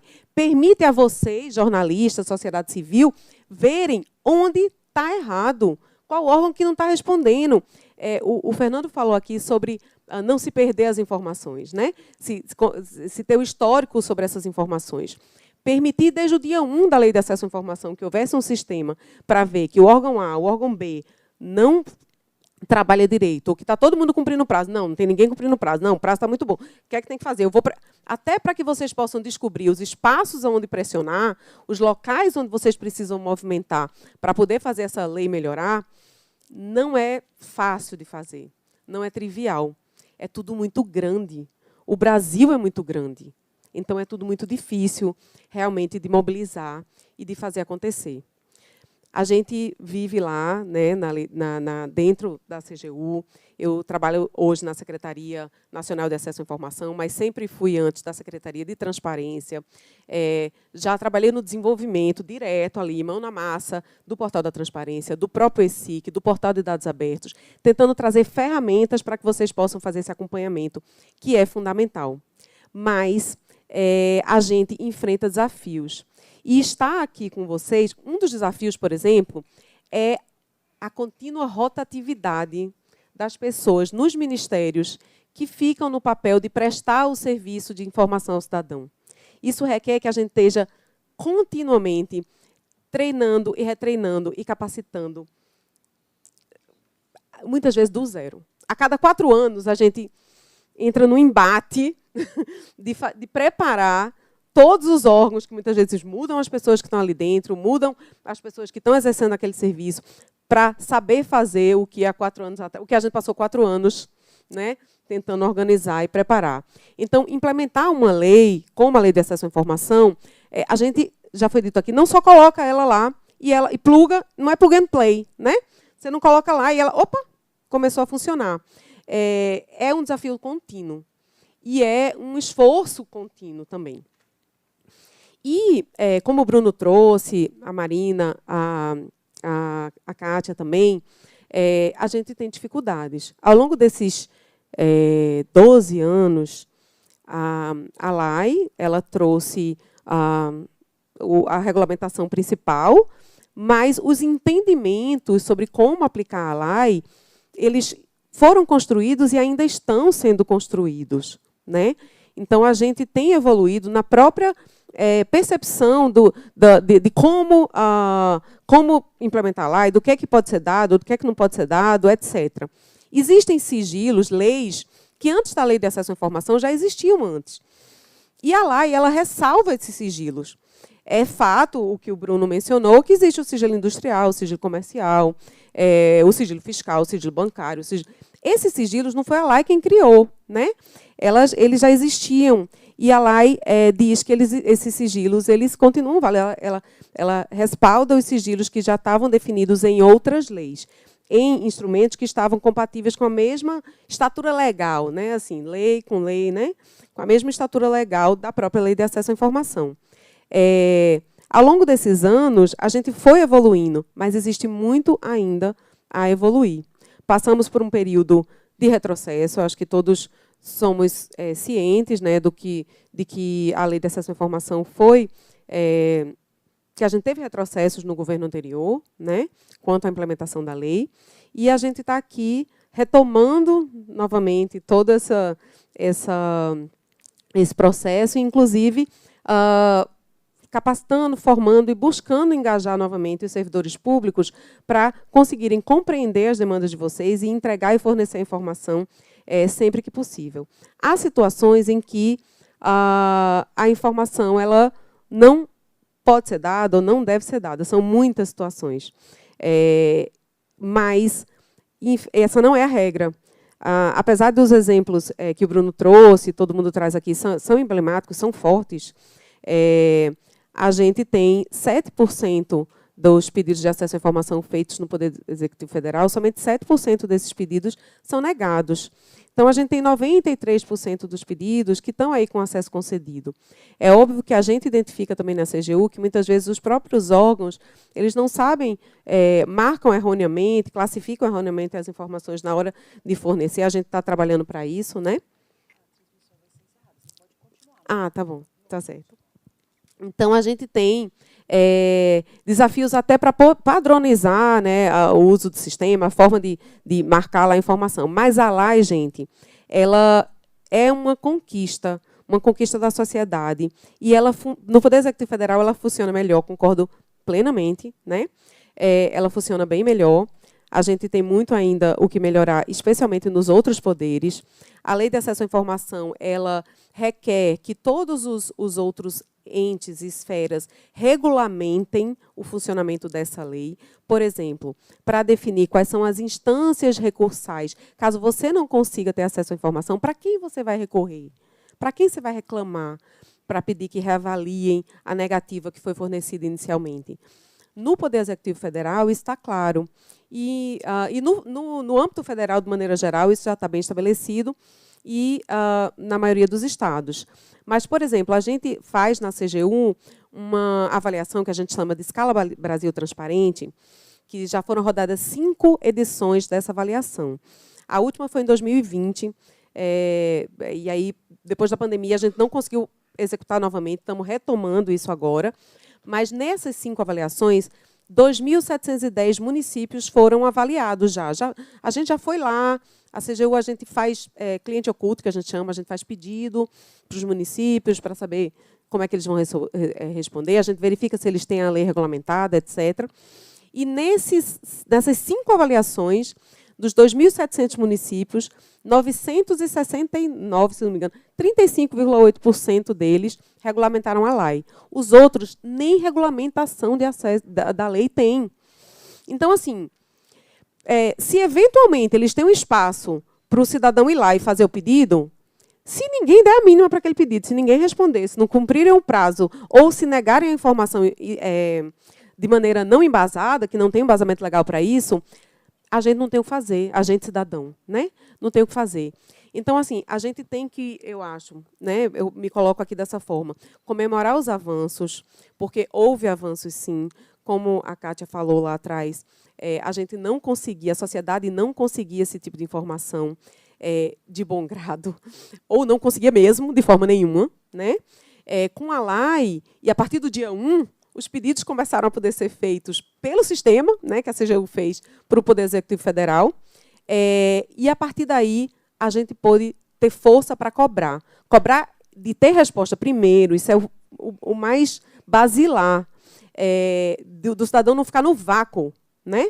Enquanto em municípios que, por exemplo, você não tem regulamentação, ou não tem um órgão que monitore, que acompanhe, vocês mesmo, como sociedade civil, para acompanhar e monitorar, as pessoas ficam no vácuo, sem resposta. Então, o primeiro espaço aí, o primeiro ponto a se avaliar é que os pedidos precisam ser respondidos, né? E a gente, na CGU, faz também um controle muito forte das omissões de resposta a pedidos de acesso à informação. E hoje a gente só tem menos de 2% dos pedidos realizados neste ano, por exemplo, eles estão, ou passaram, ou sofreram algum tipo de atraso na resposta. Mas isso foi também um trabalho de formiguinha. A gente, acreditem, a gente manda ofício, a gente liga, o sistema manda e-mail automaticamente a cada 7 dias para todos os órgãos que estão em atraso. A gente oficia esses órgãos que estão com pedidos em atraso. A gente dá prazo para eles responderem. Se eles não responderem, a gente envia para a Corregedoria Geral da União, que apura a situação do atraso. Tem outras situações críticas que a gente também precisa avaliar. Mas, pelo menos no atraso, que é o respeito principal ao direito, é você receber uma satisfação do governo, de preferência com a sua resposta. Mas, se você não receber a sua resposta, você tem a oportunidade de recorrer. Então, esse é um trabalho que a gente faz para tentar fazer a lei girar, rodar e acontecer. Mas, já estou me demorando demais, mas eu queria dizer para vocês uma coisa. Vocês aqui, jornalistas, futuros jornalistas, profissionais de outras áreas que trabalham e atuam com acesso à informação, vocês são uma parte da população, uma parcela da população muito privilegiada, porque vocês conhecem, têm conhecimento desse direito e podem e exercem efetivamente esse direito. Quando a gente pega os dados estatísticos dos usuários que fazem pedidos de acesso à informação, dos que informam, né, da parte que informa, a gente tem mais ou menos 50% dos usuários aqui informam qual é o seu nível de escolaridade, né, qual é de que região você é, etc. A gente tem que... Metade dessas pessoas são pessoas de nível superior. Metade desses 50%, viu? 25% do todo são pessoas de nível superior.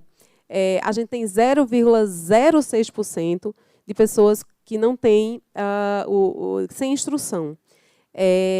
E pessoas com nível ensino fundamental só, por exemplo, a gente só tem 6% das pessoas. Tem um potencial enorme para nós todos, a gente enquanto governo, vocês como sociedade, vocês como jornalistas, que têm o poder da mídia, do jornal, do papel, né, de colocar ali, de divulgar, de vender essa lei de acesso à informação para o resto do Brasil. Porque os cidadãos não conhecem. E esse é um grande desafio. Democratizar a lei de acesso à informação, fazer com que chegue aos municípios, né, a todos os municípios. E aí a gente tem que ir fazendo um passo de cada vez. No governo federal, a gente caminhou bastante nesses 12 anos. Apesar de todas as dificuldades, eu tenho muito orgulho dessa caminhada. E a gente está aqui sempre em contato com vocês, com a sociedade civil, com essas entidades que estão aqui representadas, para a gente tentar melhorar. E abrir espaço de discussão para que a gente possa continuamente evoluir a lei de acesso à informação. Obrigada, gente. Pessoal, a gente ganhou um chorinho, sabe que nem no caldo de cana? A gente ganhou um chorinho. Tá. A gente ganhou um chorinho, eu vou passar para o Flávio, até porque eu estava me sentindo mal, gente. Imagina a gente chamar o Flávio aqui, essa referência, e ele ficar só passando o microfone. Não é justo, né, Flávio? Vamos combinar. Então, a gente vai abrir para 2 perguntas. Isso. Conduza, Flávio, por favor. Eu vou abrir mão de fazer essa pergunta. Para mim é uma honra. Assim, adorei ficar passando. Acho que a gente tem um desafio muito grande, né, de criar uma cultura de transparência no Brasil, né? A gente tem um país com um histórico de autoritarismo muito forte, né? Acho que a LAI é um desses campos de batalha, digamos assim, né, para a gente reduzir nosso déficit democrático, né? Mas eu vou abrir para perguntas. São 2 perguntas. Peço que sejam objetivas, né, rápidas e caceteiras. Quem quiser falar, levanta. Opa, desculpe. Levanta, diz seu nome e faz a pergunta, por favor. Quem gostaria?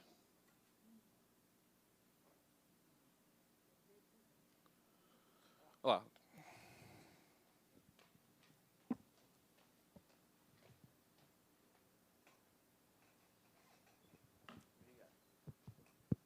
Bom dia, eu sou Arthur, estudante aqui de jornalismo. Eu fiquei com uma dúvida, assim, vocês estavam falando de que tem coisas que a LAI não pode chegar porque eram acordos feitos antes da criação dela, né? Tipo, informações que permanecem sigilosas no sigilo porque o sigilo foi feito antes da lei criada. Ela pode retroagir em alguns casos? Como que funciona isso? Bruno.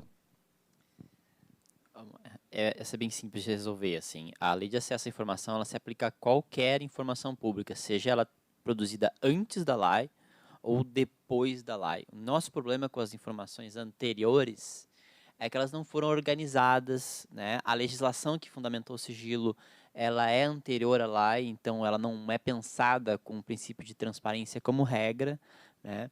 Mas a lei de acesso à informação, ela, inclusive, ela é bem clara quando ela diz que, a partir da data da sanção da lei, lá em 2011, o governo teve 2 anos para catalogar e classificar tudo. O que não foi classificado até então, até aqueles 2 anos, é automaticamente público. Automaticamente público, gente. Isso é bem importante. Não tem, não tem.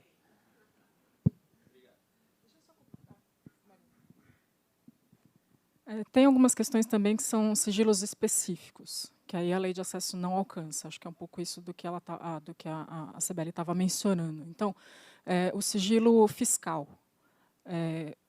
A lei não alcança declarações de imposto de renda, mesmo que sejam de agentes públicos. Pouco que pena, mas um pouco bom, né? Não tem como. Sigilo industrial. Então, você não consegue acessar ali a fórmula da Coca-Cola pela lei, porque, né, meu amigo? Enfim, do Guaraná Antártica, vamos mantendo na coisa nacional. Você tem alguns sigilos, e aí alguns entulhos autocráticos, aí, como disse o Bruno, de sigilos das Forças Armadas. As Forças Armadas se julgam impermeáveis à lei de acesso à informação na maioria da parte dos tempos, mas porque elas se julgam impermeáveis à própria democracia na maior parte do tempo. Então, as polícias militares são um exemplo disso. O Flávio pode contar muitas histórias a respeito disso.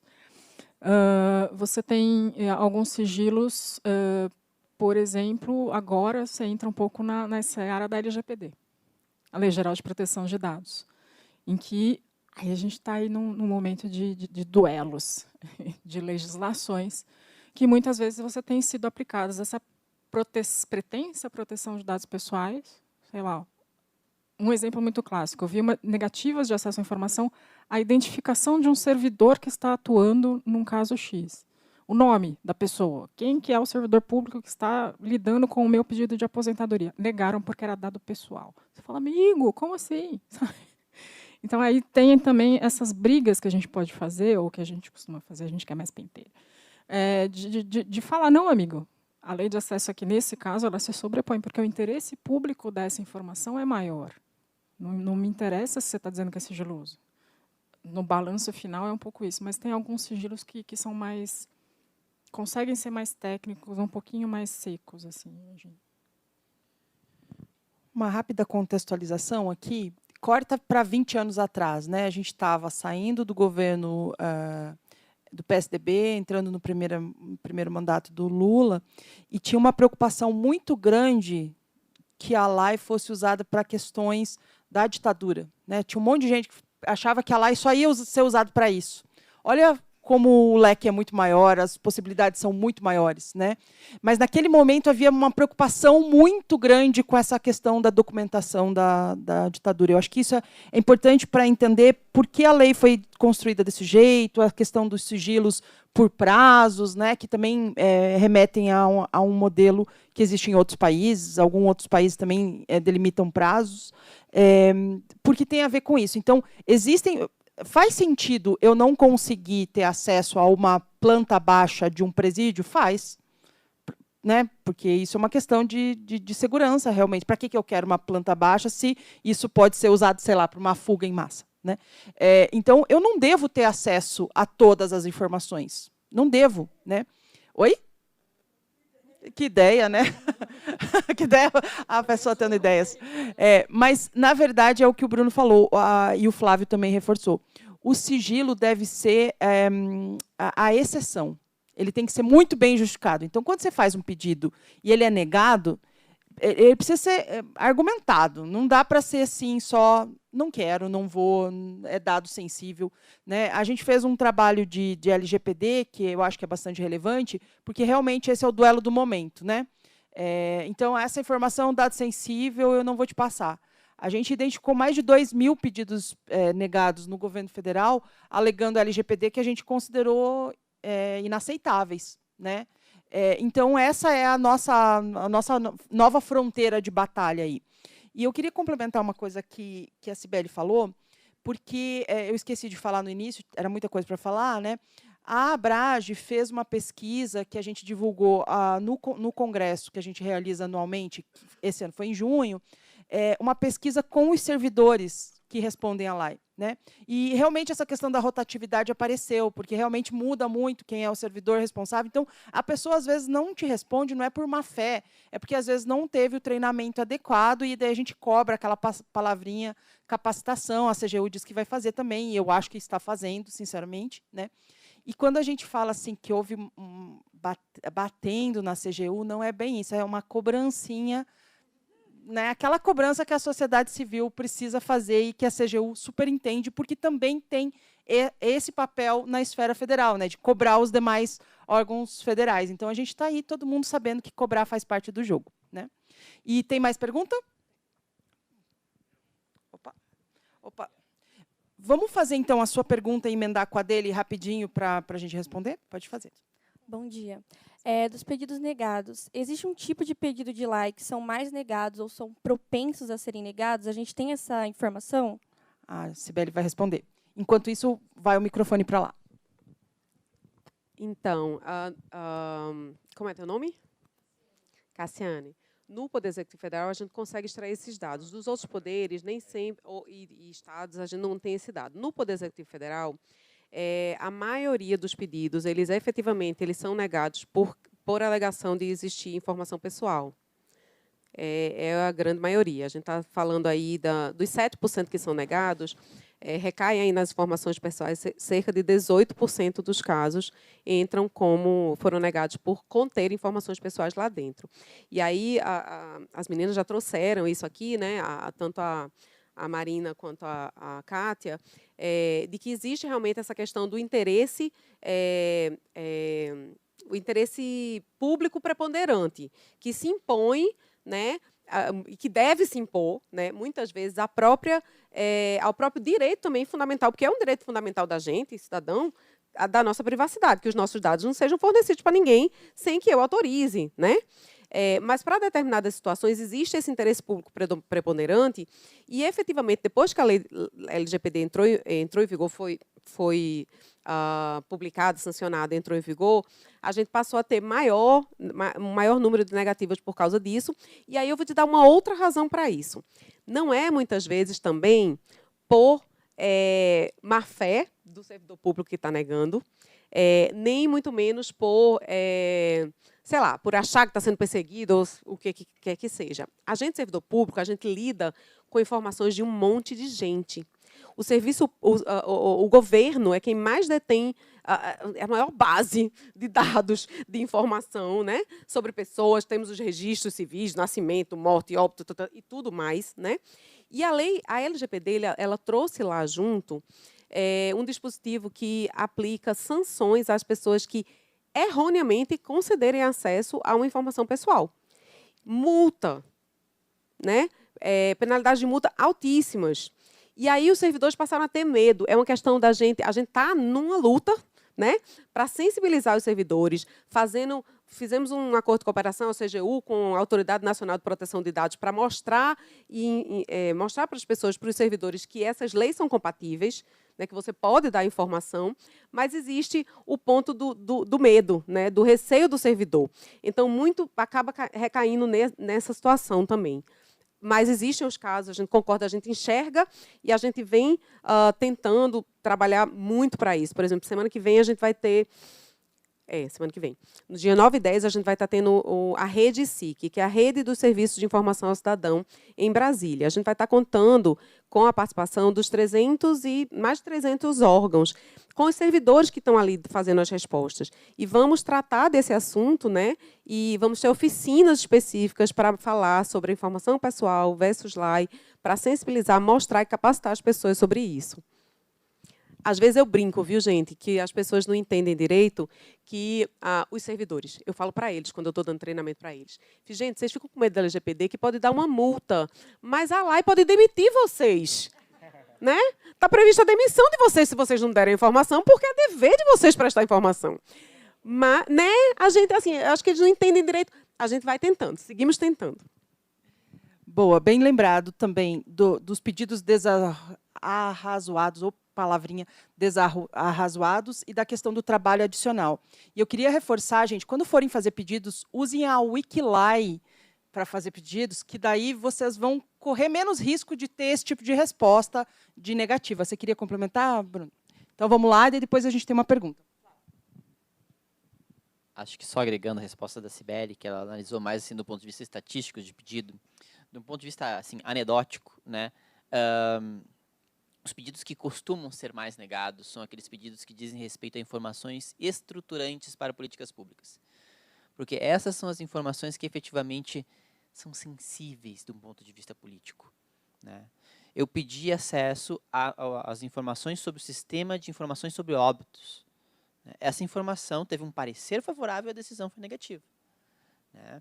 Tu pedir acesso a informações sobre a declaração de imposto de renda de presidentes da República, que a lei diz que tem que publicar extratos no Diário Oficial da União, e até hoje isso não é feito, né? Essa informação é negada. A gente quer saber sobre a saúde de um agente público, essa informação é negada. Então, quando vocês pensarem de um ponto de vista de informações estruturantes, que são complexas, sim, e aqui eu discordo da Kátia quando ela diz que a planta do presídio não tem que ser acessível, tem que. Porque, gente, a única pessoa que não sabe, as únicas pessoas que não sabem a planta do presídio são as pessoas comuns. O crime organizado certamente sabe. Eu duvido que o PCC não tenha a planta de todos os presídios do país. Então, a gente precisa ter acesso a essa informação, ainda que de uma forma diferente, refletida, porque assim a gente aprimora a segurança em presídio, gente. Não é não divulgando. É podendo divulgar que a gente consegue fiscalizar e exigir melhoria. Por que não colocou muro aqui? Por que esse muro só tem 3 metros e não 5? Né? Então, a gente tem que pensar nisso. Isso é sério, né? Mas extrapola. A gente recebeu vários pedidos pedindo a planta do Banco Central. Eu não sei se vocês já assistiram um filme, assim, tinha acontecido alguns anos antes um assalto ao Banco Central do Ceará, lá na unidade lá, e isso a gente pedia. Eu, nessa época, além de trabalhar no monitoramento, não ter capacitação, eu também respondia recurso e chegava para a gente, né? Então, assim, efetivamente, chegam esses pedidos e aí a questão do pedido desarrazoado, às vezes, recai nessa situação. A lei diz que nenhuma informação pública ela pode ser restrita por, no máximo, isso na exceção das 50 anos, que são 25 anos prorrogáveis por mais por mais 25. Lembra que o Fernando colocou que tinha os sigilos eternos, que eram 50, mais 50, mais 50, eternamente podendo ser prorrogada aquela informação? Beleza, caiu isso. E aí a galera foi pedir a planta do prédio que foi construído há mais de 50 anos. A data do sigilo conta da produção da informação e não da data do pedido, né? Nem da classificação.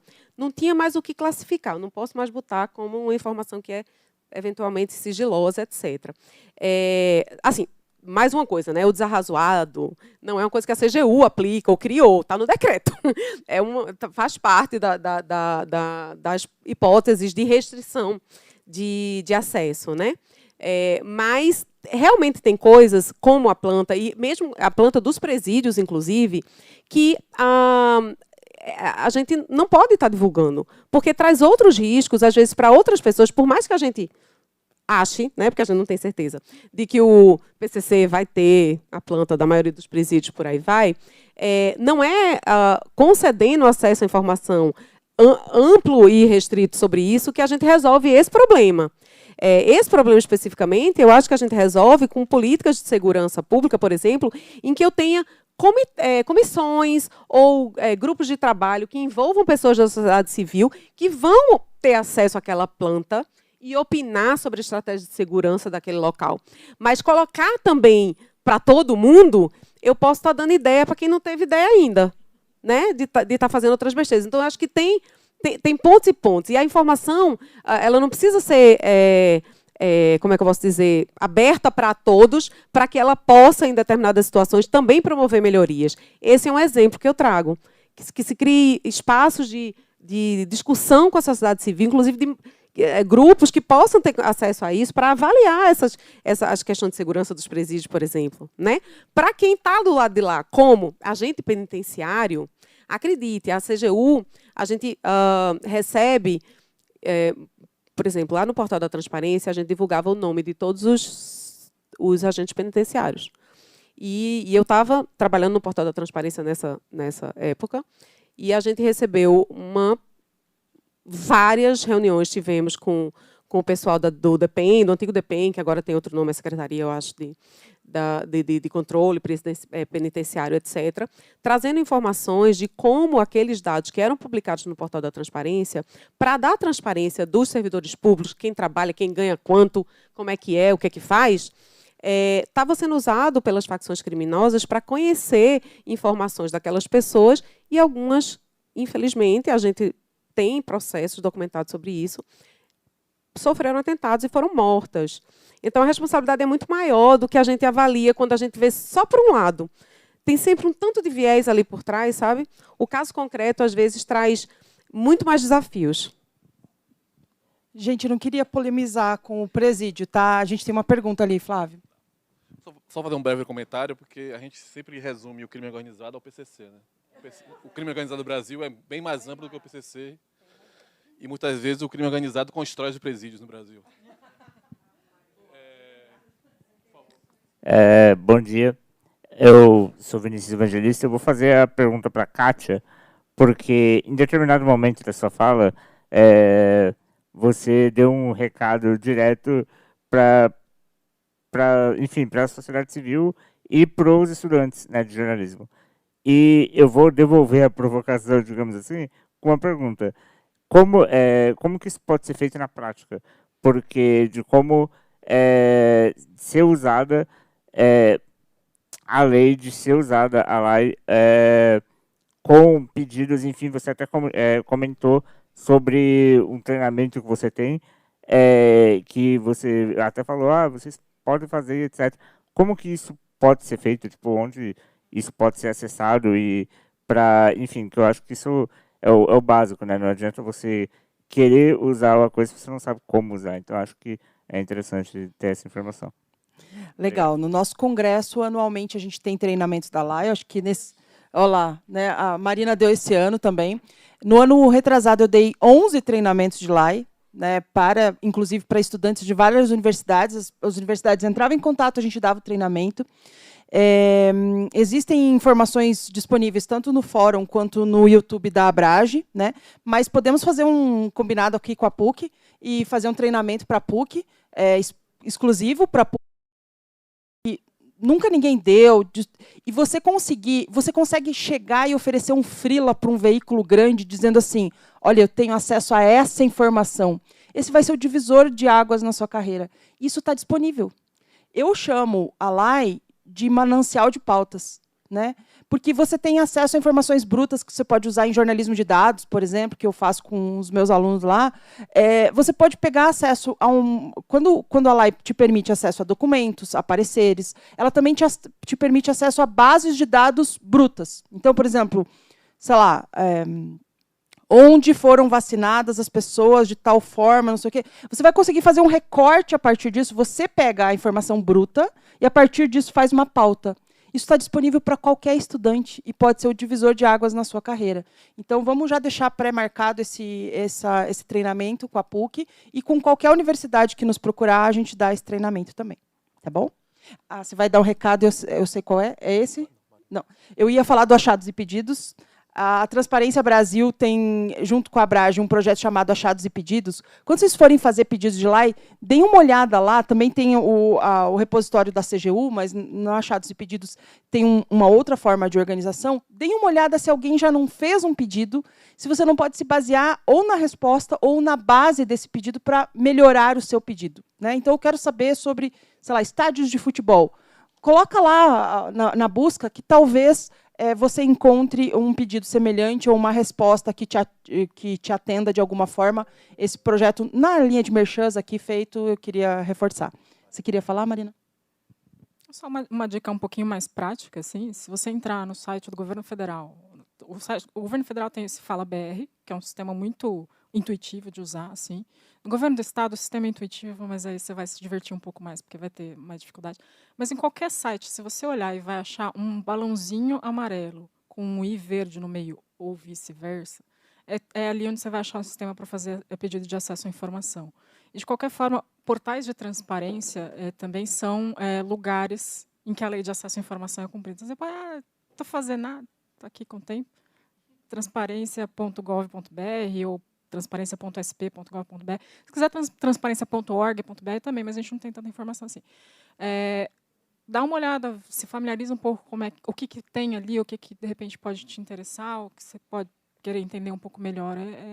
São dois exercícios um pouco mais práticos. Assim. É rápido. Gente, importante que a Marina falou, primeiro, o site para fazer pedidos de acesso para o Poder Executivo Federal é o falabr.cgu.gov.br.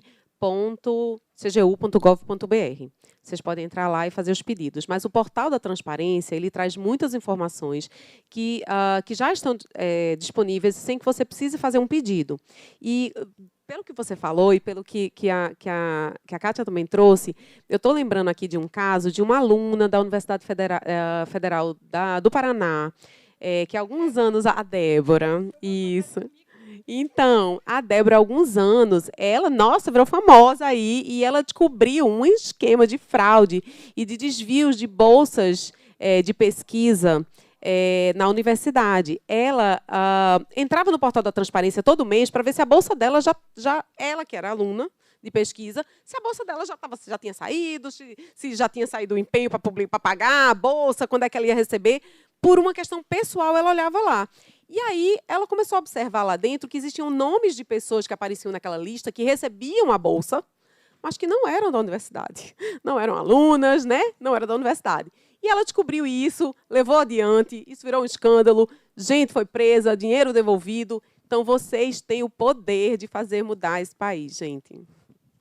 Isso, ela me procurou e a gente fez a matéria junta. Está aqui essa matéria. Foi publicada em vários países, essa matéria, como um exemplo de proatividade de estudantes de jornalismo.